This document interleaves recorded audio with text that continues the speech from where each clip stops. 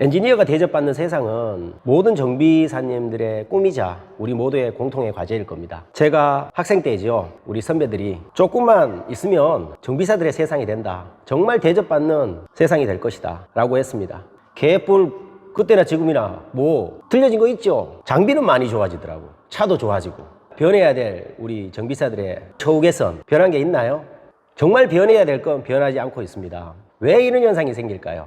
제 개인적인 생각에선 바로 정비 책임자 선임 제도입니다. 아니 정비 책임자 제도가 뭐가 문제냐 이렇게 반문하시는 분도 계실 텐데요. 정비 책임자 제도가 문제가 아니고요. 제도의 내용이 문제입니다. 일정한 경력과 국가 자격증을 보유한 분을 정비 책임자로 선임하게 되면 그 정비 책임자가 관리하는 작업장에선 자격이 없는 사람도 정비가 가능하다는 게 주 내용입니다. 자동차는 재산이자 내 생명, 내 가족의 생명, 타인에 대한 생명 보장받아야 하는 그런 자동차를 무자격자가 정비를 한다? 말이 안 되는 것 같죠? 하지만 그게 현실입니다. 기술이 필요한 곳에 기술 자격증이 없는 분들이 업무를 보는 걸 야매라고 표현하죠. 그런데 더 놀라운 건 뭔지 아시나요? 그 야매의 비율을 볼 때 일반 애프터마켓 정비공장이나 카센터를 말합니다. 여기에 야매의 비율보다 서비스망에 계시는 야매의 비율이 훨씬 높다는 거 모르셨죠? 왜 그런 현상이 생기느냐면요. 일반 애프터마켓에서는 가뜩이나 경기도 나빠요. 직원 한 사람 한 사람 채용하는 것도 정말 신중을 기해서 채용을 하고 합니다. 하지만 자동차 메이커에서 운영하는 서비스망은 어떨까요? 쉼없이 들어오는 차량으로 인해서 인원이 턱없이 부족한 상황에 놓이는 겁니다. 그러다 보니 어떻게 해요? 숙달되지 않은 인원들을 채용을 해서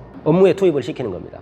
이 정비 책임자 선임 제도는요, 사업주에게는 유리한 제도일 수 있습니다. 요즘 인력난에 우리 정비업계가 많이 허덕이고 있습니다. 자격증을 가진 똑똑하고 유능한 직원을 한 사람을 채용을 하고 그 외에 자격증 유무와 상관없이 직원을 채용한다면 인력난 어느 정도 해소할 수 있는 방법이 되지 않을까요? 그것 때문에 사업주에게는 유리한 제도일 수 있습니다. 하지만 이건 단기간에 보면 이득인 것 같지만 먼 시야로 보면 손해일 수밖에 없습니다. 이제라도 제도 개선의 필요성을 느끼고 실천해야 될 때라고 생각합니다. 그 선두에서 자동차 정비 시장을 이끌고 있는 자동차 메이커들의 서비스망에서부터 변화가 시작돼야 된다고 생각합니다. 고객들이 서비스망을 방문할 때 무자격자가 있다고는 상상도 못할 겁니다. 방문하는 고객들의 대부분은 브랜드의 신뢰성을 보고 가기 때문이죠. 신뢰를 갖고 방문하는 고객에게 무자격 정비라는 건 고객에 대한 배신입니다.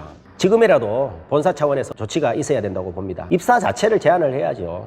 물론 자동차 메이커에서 서비스망에 근무하시는 엔지니어들을 위해서 기술 교육을 시키고 하는 건 개개인의 엔지니어에게도 크게 발전할 수 있는 계기가 될 수 있어서 다행스러운 일이 아닐 수 없습니다. 하지만 그런 기술 교육 또한 국가 자격증을 가지고 있는 인원에게만 해야죠. 자격증도 없는 인원에게 기술 교육은 의미가 있나요, 그게? 영상을 보시는 우리 구독자님은 정비사에게 차를 맡기시겠어요? 그렇지 않으면 야매에게 차를 맡기시겠어요?